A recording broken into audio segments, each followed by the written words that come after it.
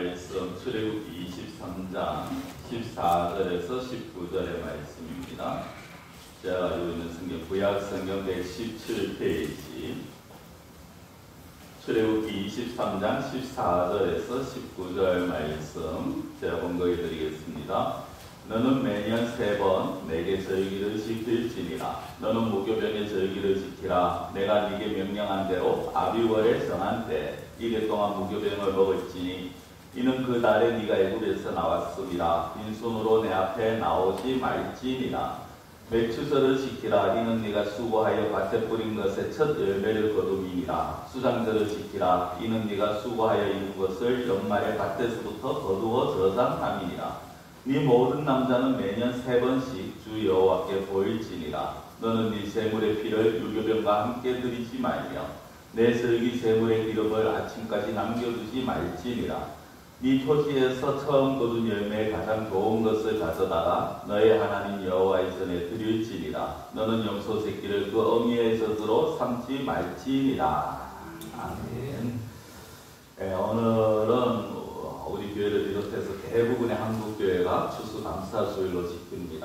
추수감사주일이라는 건 말 그대로 추수에 대해서 감사를 하는 거죠. 그러다 보니까 우리나라 어떤 이 절기랑 실정과 좀 맞지 않다고 해서 요즘은 이제 진짜 말 그대로 추석쯤에 그렇게 감사를 드리는 그런 교회들도 이 추수감사주일을 드리는 교회들도 생기고 있습니다만 그러나 저는 전통적으로 정해진 이 날 그리고 우리가 11월 달에 드려야 되는 또 다른 의미가 있다고 봅니다. 아마 오늘 말씀 중에 그 부분이 이제 좀 같이 다루어질 것 같은데요. 먼저 우리가 생각해 볼 거는 오늘 저는 이 추수감사절기만이 아니라 이 3대 절기, 이스라엘의 대표적인 3대 절기입니다. 이 3대 절기에 대해서 말씀을 좀 드리려고 합니다. 오늘 본문에 나와 있는 이 무교병의 절기 유월절과 맥추절과 추장절, 또 다른 말로는 이제 장막절 그렇게 말을 합니다만 이 세 가지 절기가 대표적인 절기고요. 이 절기가 되면은 이스라엘 밖에 있는 사람들도 이스라엘을 보러 옵니다. 이스라엘 또 원근 각지에 있는 사람들은 예루살렘으로 향합니다. 그래서 예전에는 성막 그 다음에 이 솔로몬이 성전을 짓고 난 이후에는 성전을 향해서 그렇게 나와 예배를 드리게 됩니다. 이 3대 절기가 뭐냐? 이것부터 우리가 좀 먼저 생각해 봐야겠죠. 3대 절기가 무엇이고 그 3대 절기의 의미가 무엇인가라는 겁니다. 제일 먼저 우리가 생각해 볼 수 있는 것은 유월절입니다. 오늘 본문의 15절은 이렇게 나옵니다. 너는 무교병의 절기를 지키라. 내가 네게 명령한 대로 아비월에 정한 때 이래 동안 무교병을 먹을지니. 자, 무교병의 절기라고 말했는데 이거는 이제 좀 다른 우리가 익숙한 말로 하면은 유월절 이렇게 되어집니다. 무교병의 절기라는 말은요, 무교병으로 이 절기를 지키라라는 겁니다. 그럼 무교가 뭐냐? 무교라는 것은 조교가 없다 그런 한문이 아니죠. 여기서 무교는요, 없을 무자에 누룩을 말하는 교자입니다. 이게 요즘은 이 교자라는 이 교자가 아니라 사실 좀 많이 쓰이는 단어가 효자죠. 효소할 때 효자라고 하면 이 똑같은 한문입니다. 많이 이제 사람들이 많이 사용을 하지 않고 어떻게 하다 보니까 우리는 이제 교자를 계속 쓰고요. 그리고 아마 이 처음에 한국에 이 성경이 번역되었을 때 그때 이제 누룩을 뜻하는 게 교자가 많이 쓰였다. 이제 이런 학설들이 있습니다만 어쨌든 누룩이 없는 떡 이게 바로 무교병입니다. 효소가 없다. 그럼 사실 떡을 만들기가 쉽지가 않죠. 떡을 만들려면 반죽을 하고 치대고 거기에 효소를 넣어야 됩니다. 그래야 이제 이 떡이 반죽이 잘 부풀어 오르게 되는데 효소가 없으니까 누룩이 없으니까 그냥 딱딱하고 마른 그런 떡입니다. 급하게 이제 구워야 될 때, 급하게 먹어야 될 때 그렇게 하는 건데 정말 맛이 없습니다. 아마 우리 손님들 제가 우리 교회 와서 한번 이 무교병을 가지고 이 승찬을 했는 기억이 있는 것 같은데 이 포도주와 함께 하얗고 동그란 거 조그마한 조각을 나눠드린 적이 있을 겁니다. 그게 이제 무교병인데 정말 맛이 없어요. 딱딱하고 씹기도 힘들죠. 근데 이거를 먹는 날이 언제냐? 무교절입니다. 그리고 이 무교절 저녁에 유월절이 시작이 되었습니다. 이스라엘은 하루에 이제 해가 지면은 그 다음 날이 시작이 되어지는 걸로 이제 인지를 하고 인식을 하고 있었기 때문에 무교절에 저녁 해가 졌다 그럼 바로 유월절이 시작이 되어집니다. 그 유월절을 보내는데 그 유월절은 우리가 잘 알다시피 이제 어린 양을 잡아서 먹는 날이고요. 그 유월절 바로 앞에 일주일 동안 무교절을 지키면서 누룩 없는 그 빵을 먹게 되어집니다. 그럼 유월절이 언제냐? 사실 유월절과 무교절의 절기와 유월절 뗄래야 뗄 수 없습니다. 그럼 유월절이 언제냐? 무슨 날이냐? 이게 굉장히 중요하죠. 유월절 잘 알다시피 이스라엘 백성들이 애굽에서 나온 날을 기념하는 겁니다. 근데 애굽에서 나오게 된 계기가 있었죠.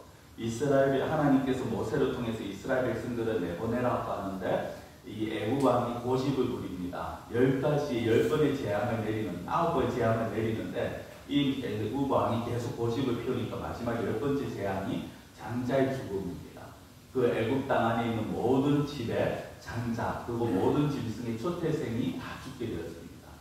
이 죽음 앞에서 어떤 남녀노소가 없었고요.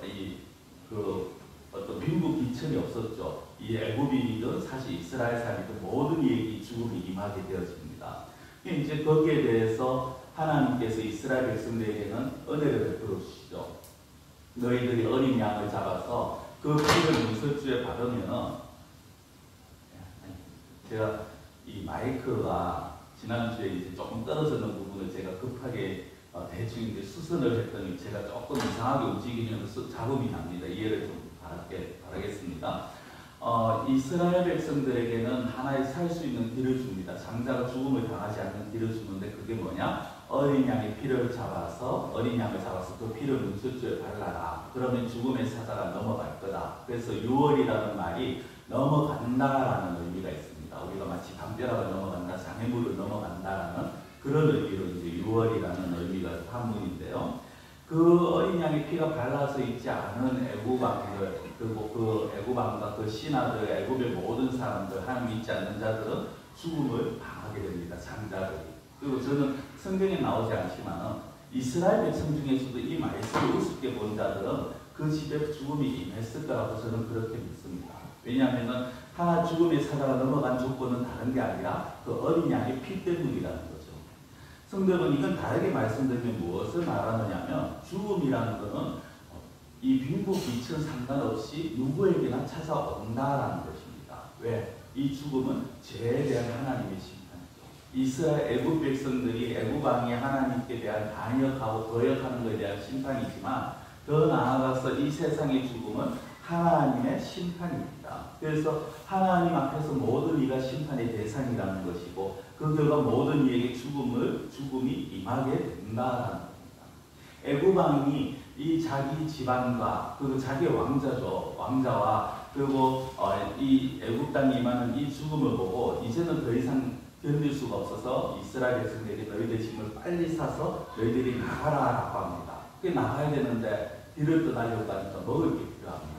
그래서 그들이 급하게 만든 게 누룩 없는 무교병을 만들어서 나가게 된 거고 그래서 하나님께서 이 무교병의 절기를 지키라는 건 나의 힘으로 나의 능력으로 나의 은혜로 너희들을 애굽에서 인도하여낸 것을 기념하라.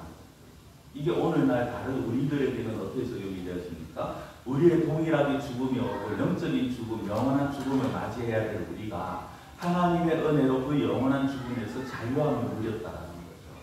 그 어린 양은 바로 예수 그리스도를 예표하는 것이고 그 예수 그리스도의 십자가의 죽음이 우리에게 영원한 생명을 주게 되었다라는 것입니다. 어린 양에 대해서 나한테 또 다시 기회가 있으면 다른 절기에 좀 구체적으로 말씀을 드리겠습니다만 그렇게 이제 무교병은 출애굽을 하면서 급하게 이제 출애굽을 해야 되는 상황에서 만들어진 그래서 그를 기념하게 되는 것입니다. 자, 그리고 두 번째 절기는 맥추절입니다. 16절에 보면은 이렇게 나옵니다. 제라페 맥추절을 지키라. 이는 네가 수고하여 밭에 뿌린 것의 첫 열매를 거둠이니라 라고 합니다. 이 맥추절이 성경에서 다른 단어로 쓰인 것이 뭐냐면 77절, 오순절 이런 단어로 쓰입니다. 왜 77절이고 왜 오순절이냐? 이 유월절을 지나고 그러니까 7일씩 되는 한 주간을 7번을 지내야 됩니다. 그러면은 77이 되죠. 7주간을 보냅니다. 그리고 77이 49, 다음 날이 바로 50일. 그래서 오순절이 되었습니다. 숫자가 10을 나타내는 거거든요. 10번에 5번에 10, 그래서 50을 나타내게 됩니다. 이 맹추절은 말 그대로입니다. 보리를 추수하는 절기입니다. 보리를 거두고 감사하는 그 절기가 바로 맹추절입니다. 그래서 이제 6월절을 보내고 그때부터 보리가 익기 시작하면은 이제 49일, 50일 되는 날 이제 이 보리를 추수하게 되어집니다. 그리고 그때가 되면 보리만 있는 게 아니라 이스라엘은 밀도 같이 있습니다. 그래서 아마 연세 드신 분들 어릴 때 찬양 중에 이런 찬양이 기억이 나시는 분도 있을지 모르겠습니다. 가사가 밀과 보리가 자라네, 밀과 보리가 자라네, 밀과 보리가 자라는 것은 누구 때문일까요? 하는 그런 찬양이 있었습니다. 그래서 같이 이제 밀과 보리는 이스라엘에서 거의 같은 시기에 추수를 하게 됩니다. 자, 이 이제 6월절부터 지나고 그래서 77절 또 50일째 돼서 오순절이라고 부르고요. 이 오순절이 이스라엘 신약 시대에 되면 굉장히 큰 절기가 되었습니다. 언제 이 성경에서 오순절이 제대로 나타나느냐? 이 예수님이 부활 승천하시고 제자들만 남아 있었을 때 그들이 이제 마가라는 사람이 다락방에서 기도할 때 그들 가운데 성령의 임재와 성령 충만한 역사가 나타납니다. 사람들이 다 방언을 말하고요. 그 광경을 보고 많은 사람들이 두려워하고 놀랄 때 베드로가 거기서 담대하게 이제까지 피해 다니고 숨어 다니던 베드로가 담대하게 복음을 전하고 3,000명이 회개합니다. 그날이 오순절이 되어집니다. 그래서 요 이제 현대에는 그날을 이제 성령 강림절이라는 그런 절기로 부르기도 합니다만 이렇게 이제 6월절 그리고 보리를 거두는 맥추절 그렇죠 한 6월 7월쯤 되어집니다. 그 다음에 이제 마지막 절기가 뭐냐 16절에 보시면은 수장절이 나옵니다. 16절 중반부터 다시 보시면요 수장절을 지키라 이는 네가 수고하여 이룬 것을 연말에 밭에서부터 거두어 저장함이니라. 여기 보면 이렇게 나와서 수장절하고 마지막에 뭐라고 나옵니까? 밭에서 거두어 저장함이니라. 즉 추수해서 저장한다라는 겁니다. 그리고 이 말을 이제 다른 말로 초막절이라고 그렇게 부르기도 합니다. 왜 초막절이냐? 이스라엘 백성들은 사실 이제 광야 생활을 그렇게 할 동안 40년 광야 생활을 하지 않습니까? 애굽에서 나와서 그 광야 생활을 하는데 광야 생활을 한다라는 것은 계속해서 이동을 해야 된다. 그러니까 번듯하게 집을 짓고 살지를 못합니다. 그럼 어떻게 합니까?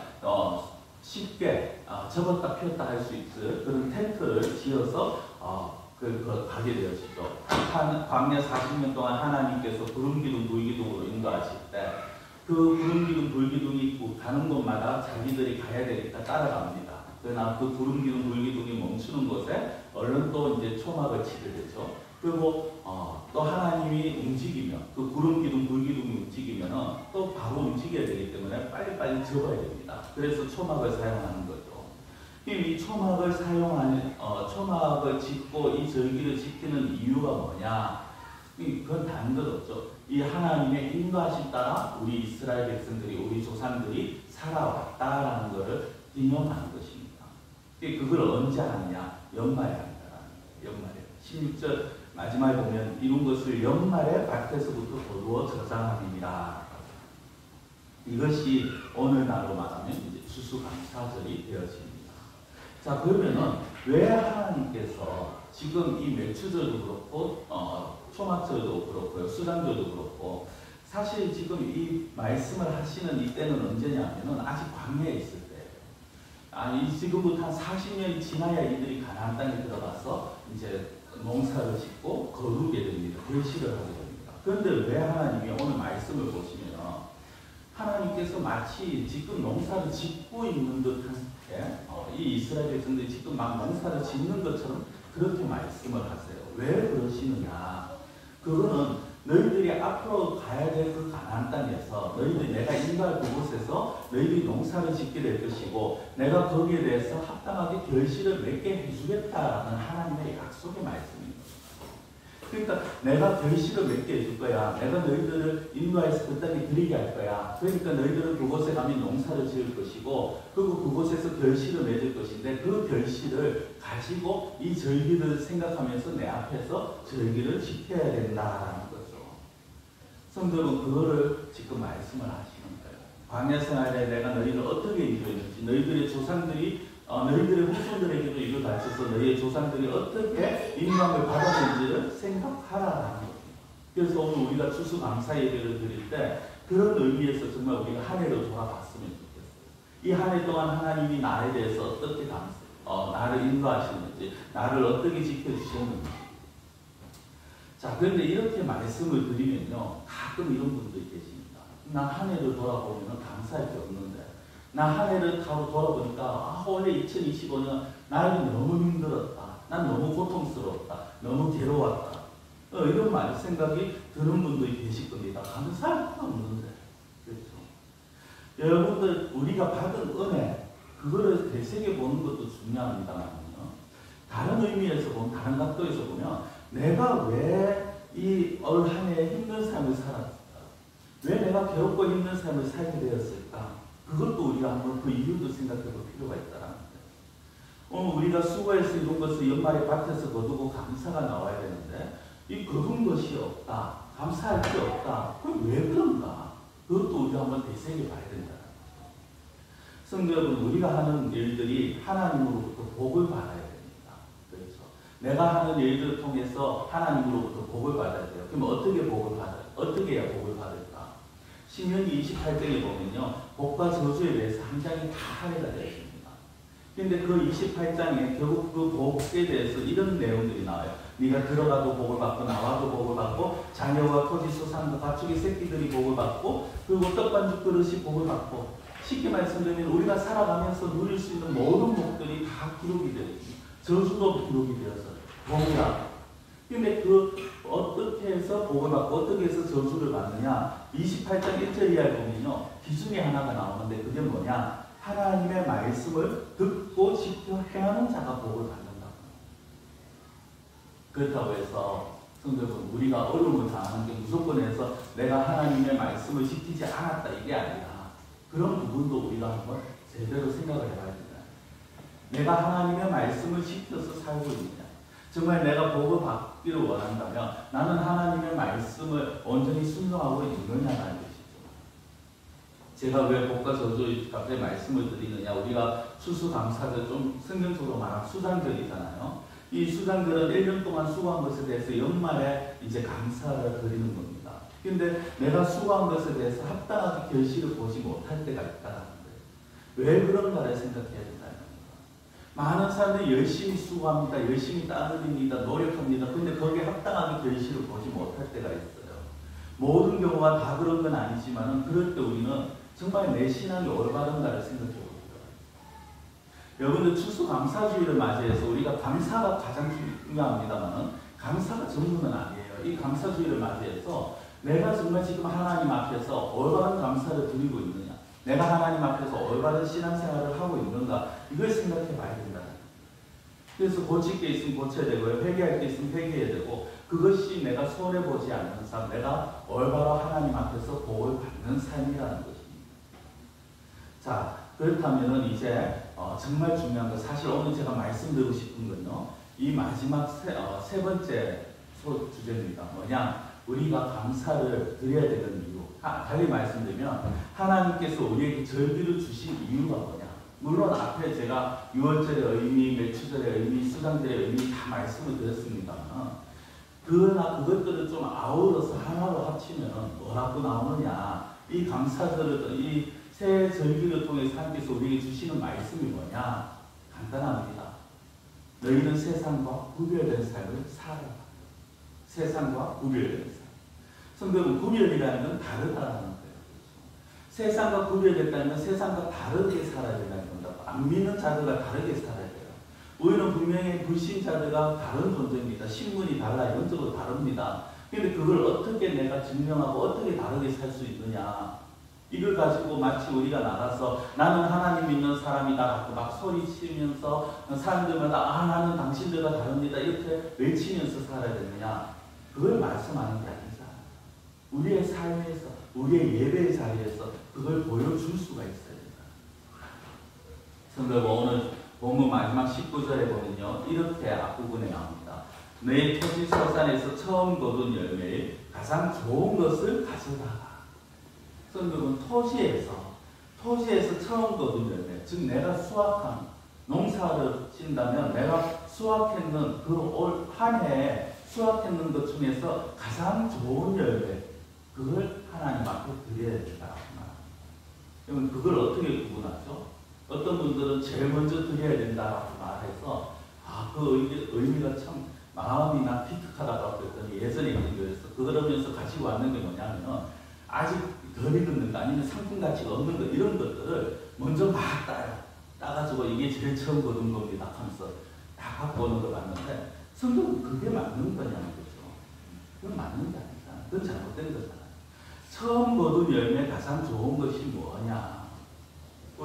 제가 앞서서 맥추절에 대해서도 잠시 말씀드렸습니다만 맥추절가 6월절 3, 4월 정도부터 익기 시작해서 7주가 지나면 이제 따기 시작한다. 추수한다고 말씀드렸죠. 오늘은 이제 익으면 타작기로 이렇게 타작을 합니다만은 이 당시에는 어떻게 했습니까? 이삭이 익기 시작하면요. 나가서 일일이 그 이삭을 익으면 따야 됩니다. 손으로 다 따야 됩니다. 그렇게 열심히 따고 그렇게 딴 것 중에서 무엇을 드리느냐, 그 중에서 가장 좋은 것을 고른다. 저는 정말 이렇게 하는 분을 봤어요. 복숭아 농사를 지으시는 분인데 정말 이제 매일같이 수습을 하잖아. 이제 수확할 때가 되면 따잖아요. 그럼 따면은 집에서 이제 그 선별기를 가지고 고를 때 하면서 그 중에서 크고 그 중에서 제일 좋아 보이는 것들은 항상 따가지고 옆에 다 따로 담습니다. 저는 처음에 그분이 복숭아 수확할 때가 됐는데 이게 안 맞히는 거예요. 수확할 때가 지나가는데 거의 마무리되어 가는데 하나님한테 헌금도 없고 뭐 처음 그린 것 같고 없고 그런데 거의 마지막 때가 되어서 그걸 가지고 한강주기를 가지고 오세요. 저희 밭에서 제일 좋은 겁니다 하면서 그렇게 드리는 것 같습니다. 성도는 그게 뭐죠? 하나님 앞에서 이 수확하게 된 것에 대해서 하나님이 나에게 이제까지 이 수확할 수 있도록 하나님께서 붙들어 주시고 도와주시고 지켜주실까. 그리고 그 맥주를 지나면서 수장절이죠. 그렇죠? 연말에 거둔 것을 저장하는 것이다. 보리와 미를 추수하고 나면요. 연말에는 이들이 이제 감람나무 열매를 올리고 아니면 포도를 수확하게 됩니다. 그리고 그것들 기름을 짜고 즙을 만들어서 저장합니다. 그 저장하면서 하나님께 감사하죠. 그런데 앞서 말씀드린 것처럼 이 감사가 중요한 게 아니라 왜 감사하느냐, 왜 하나님 앞에 나와서 예배드리느냐, 너희들이 구별된 자라는 걸 인식을 하라는 거예요. 오늘 감사절 맞아서 앞에 이렇게 뭐 여러 가지 과일도 있고 먹을 것도 있고 또 우리가 감사의 예물도 드립니다만은 감사의 시간을 가지지만 그대로 중요한, 그것보다 더 중요한 게 뭐냐, 하나님께서 저희를 지키라고 하신 그 의미. 여러분들 6월절은 언제입니까? 봄입니다. 맥추절은 여름이에요. 수장절은 거의 늦가을 아닌 겨울입니다. 이렇게 하면 뭡니까? 6월절부터 수장절까지 쭉 지키면요 1년이 다 지나가요. 1년 내내 하나님만 바라보라. 봄에 하나님을 바라보고 여름에 바라보고 늦가을 초겨울에 바라보고 이것은 그 절기만이 아니라 1년 내내 너희들이 살아가면서 하나님의 인도하심을 바라고 하나님만 바라보면서 살아가라. 이게 구별된 삶입니다. 세상 사람들은 그렇게 안 하죠. 불신자들은 자기들이 필요할 때만 자기들 신에게 찾아가요. 하나님 믿는 사람들은 그렇게 하지 말라는 거죠. 여러분, 이스라엘 백성들이 광야 생활하면 지금 광야 생활 중이잖아요. 이 본문의 말씀은. 이 광야 생활하면서 들어갈 가나안 땅에 무엇이 있습니까? 그들이 들어갈 그 땅에는 우상이 있습니다. 우상이 득실득실합니다. 오죽하면 자기 집 지붕에 바알을 숨겼다라는 그 말이 성경에 나와요. 그러한 곳에서 이스라엘이 들어가서 잠시 방심하면 어떻게 될 것 같습니까? 그냥 우상이 휘말리는 거예요. 그 우상 문화에 휩쓸리는 겁니다. 성경은 뭐 우리 이제 여기 계신 분들이 다 주일마다 나오시니까 좀 그런 게 이해가 잘 안 되시겠습니다만 이렇게 한번 생각해 보시기 바랍니다. 집에서 만약에 내가 주일을 보낼 거야. 난 오늘 집에서 주일을 보낼 거야. 라고 생각을 한다면 그 주일 집에서 보내면서 무엇을 하실 것 같습니까? 집에서 기독교 방송을 틀거나 온라인으로 아니면 성경을 보거나 개인적으로 예배를 드리고 기도를 한다. 물론 그런 분들이 아예 없지는 않겠지만 과연 몇 분이나 몇 퍼센트나 그럴 거예요. 대부분의 분들은 아마도 집에 계시면 TV를 보게 될 겁니다. 그렇죠? 아니면 휴대폰을 하거나 소일거리를 하실 겁니다. 여러분들 마찬가지예요. 이스라엘 백성들이 지금 잠시만 이 가나안 땅에 들어가서 잠시만 방심하면 그들은 온통 그 우상인 곳에서 그 우상 문화에 휩쓸리게 되었을 겁니다. 그곳에서 하나님께서 이 지금 그날 곳에서 하시는 말씀은요, 1년 내내 너희들이 나를 바라봐야 된다. 우상 문화에 휩쓸리지 아니하고 우상을 바라보는 것이 아니라 나를 바라보고 나에게 예배를 드려라. 이걸 말씀을 하시는 겁니다. 하나님만 인정하라는 겁니다. 더 쉽게 말씀드립니다. 하나님께서 심을 수 있도록 너희들에게 땅을 주었고, 하나님께서 거둘 수 있도록 너희들에게 은혜를 베풀어 주었고, 비를 주고 물을 주었고, 그러니까 너희들은 나를 바라보고 나에게 감사하고 나를 의지하면서 살아가야 됩니다. 이게 바로 절기를 주신 이유가 되었습니다. 그리고 이게 예배입니다. 세상 사람들은요, 주일이 되면은 일요일이다, 야 빨간 날이다, 쉰다, 희망만 놀러 갑니다. 이번 추석을 이제 전후해서 거의 한 10일 가까이 긴 연휴가 있었죠. 우리 성도님들 참 감사합니다만, 큰 도시에 가면요, 그 추석 전부터 목사님들이 전전긍긍을 해요. 왜? 야, 이거 연휴인데 대부분의 교인들이 자녀들과 가족들과 다 밖으로 나갈 건데, 이게 굉장히 큰 어떤, 그렇게 해서 전전긍긍한 그런 이야기를 제가 들었습니다. 세상 사람들은 일요일이 되면 희망만 놀죠. 자기들 쾌락을 추구합니다. 그때 우리는 어떻게 됩니까? 주의 날이야. 하나님 앞에 나가야 돼. 예배를 드려야 돼. 이게 바로 우리의 모습 아니었습니까? 세상 사람들이 어떻게 살더라도 우리는 하나님께 예배를 드리고, 이게 우리의 신앙 고백 아니었습니까? 세상 사람들은 자기들의 어떤 좋아하는 것을 찾아서 이렇게 저렇게 다투지만, 우리는 하나님의 은혜를 바라보고 하나님의 도우심을 바라보고 하나님 앞에 감사하는 삶을 살아야 된다. 이것이 바로 우리의 예배였고 우리의 신앙 고백이고, 또 그렇게 예배를 드려야 된다는 것입니다. 그래서 우리가 사실 하나님 앞에 찬양해야 될 찬양이 뭡니까? 주 예수보다 더 귀한 것이 없네. 우리가 이 찬양을 부를 수밖에 없는 거예요. 살아가면서 정말 나에게 있어서 1년을 돌아보면서, 우리가 이 추수감사주를 맞이해서 1년을 돌아보면서 하나님께서 나에게 베푸신 것, 하나님의 은혜, 그리고 그 앞에서 내가 살아온 모습들 생각해보면서 주 예수보다 더 귀한 것이 없었습니다. 고백할 수밖에 없었다. 말씀을 마무리하겠습니다. 성도여러분, 무교병은 딱딱한 빵을 먹는 날입니다. 딱딱한 빵을 왜 먹습니까? 너희들이 하나님의 은혜로 그 애굽에서 나오게 된 걸 기념하고 돌아보라는 거죠. 초막절은 불편한 초막 생활 속에서도 하나님께서 너희들을 불기둥 구름 기둥으로 광야에서 인도하신 것을 기억하라는 겁니다. 그리고 오늘 이 수장절, 추수감사절 1년을 되돌아보면서 너희들이 수고한 대로 거두게 된 것에 대해서 하나님의 은혜를 생각해보라는 겁니다. 결국 이 새 절기는요, 다시 말씀드리지만 우리가 하나님만 바라보고 살 수 있느냐, 우리 자신을 점검하는 날이에요. 와서 그냥 단순하게 감사 헌금을 드리는 게 아니라 정말 내가 하나님만 바라보고 살아왔느냐, 또 앞으로도 하나님만 바라보고 살아갈 수 있느냐, 자기 자신을 되돌아봐야 되는 시간입니다. 어떤 이들이 말을 합니다. 교회 가면 떡이 나와, 밥이 나와. 그러다가 내가 잘못되면, 그러다가 내가 물질 어려움이 겪으면 교회가 책임지느냐.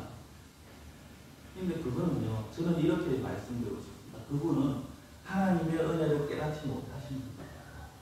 하나님이 정말 나에게 어떤 은혜를 베풀어 주셨는지, 나의 삶을 어떻게 하나님께서 인도하셨는지, 이 한 해를 하나님께서 어떻게 나를 주관하고 이끌어 오셨는지를 안다면, 깨닫는다면, 그리고 그 사실을 믿는다면 그렇게 말을 할 수가 없다는 거죠. 그걸 위해서 저는 우리 성도님들이 우리들에게 향하신 그 하나님의 은혜가 깨달아지는 그러한 은혜가 임하시기를 축원합니다.